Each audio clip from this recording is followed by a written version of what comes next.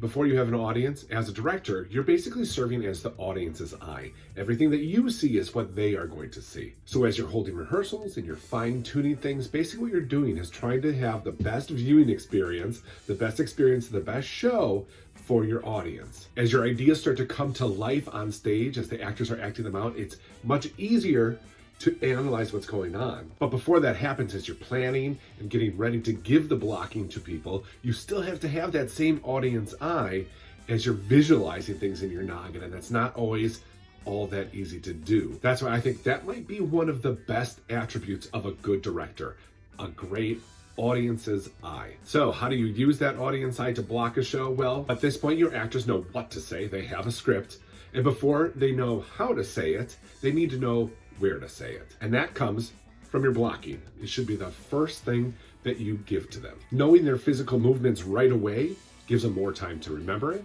and it'll help with their line memorization too, because they'll be able to attach mentally the line with a physical movement. Just to make sure really quick, when I'm saying blocking, here's the quick definition.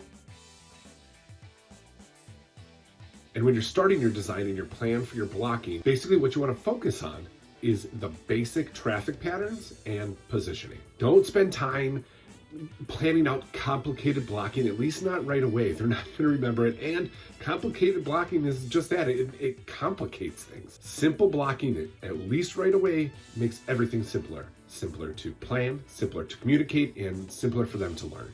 And then later on in the process, if you have a cool idea, you want to try something new, maybe something a little bit more complicated, there's time to do that eventually. So the two things, traffic patterns and positioning. Starting with traffic patterns, basically what I mean is you're going to tell them where to enter, where to exit, and basic movements around the stage as they say their lines and in between lines. In order to communicate these traffic patterns, it's important that you guys know stage directions, both you and your cast. I have a super simple graph that you can use to help teach this. Now, as you look at this, if you were standing center stage and you fell onto your back and you were looking up at the ceiling, those are basically your directions, left, right, up, and down. The other important thing that you're gonna need is a simple drawing of your set. And you wanna have your basic obstructions, your walls, your main set pieces marked down simply so that you'll be able to draw these traffic patterns out for your cast. In that drawing, I would also maybe include the names of your entrances and your exits. So doorway 1, doorway 2, wing 1, wing 2. These are all ways that you can describe exactly where to go on and off. And you keep that consistent as you're calling them. That way there's no confusion. Next is positioning, basically creating pictures on stage. Now don't feel bad if this doesn't come easy to you. Making positions and creating pictures on stage is a lot like being a painter. The way that they lay out something in a two-dimensional manner is what you're going to be doing on stage. And this can get pretty complicated if you really start thinking about it and starting to dive into it. A lot of people say to look at the old masters of painting because they were just that, masters of laying out. And in art, basically what you're doing is you're taking the elements of art and you're organizing them and composing them using the principles of art. Now, instead of getting crazy, like I said, just look at the old masters, check out some old paintings, and you'll kind of get an idea of how people are arranged, maybe give you some new ideas for pictures that you can make in your staging. A few simple rules that I like to remember are: make sure that the audience can see the action. Triangles are great. Actors need to cheat out to see faces. That basically just means that their body should never turn more than 45 degrees away from the audience. So you want to avoid profiles and definitely no butt shots.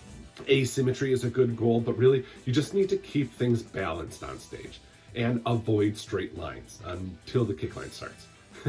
Your ensemble's going to want to get into a straight line. It just happens naturally. You'll say, hey, let's make a group in the back of the stage. And before you know it, as the scene's going on, they're all standing in a straight line. All right, already a lot to think about, but how do you prepare yourself to give your blocking? There are probably a ton of ways that you can organize your script and to make notes so that you can communicate what your blocking is. But I basically like to take my script and I use those little drawings of the set to mark movements using initials of people, either characters or actors' names, that depends on you and your preference, and then using arrows to move where they go. I know that Michael likes to take the set drawing, put it on the left-hand side of the page, and have the script page on the right. And how he does this, which is just brilliant, and I don't know why I didn't think of this, is he will print out a bunch of pages that have the set drawing on it, actually twice, one on top and one on bottom.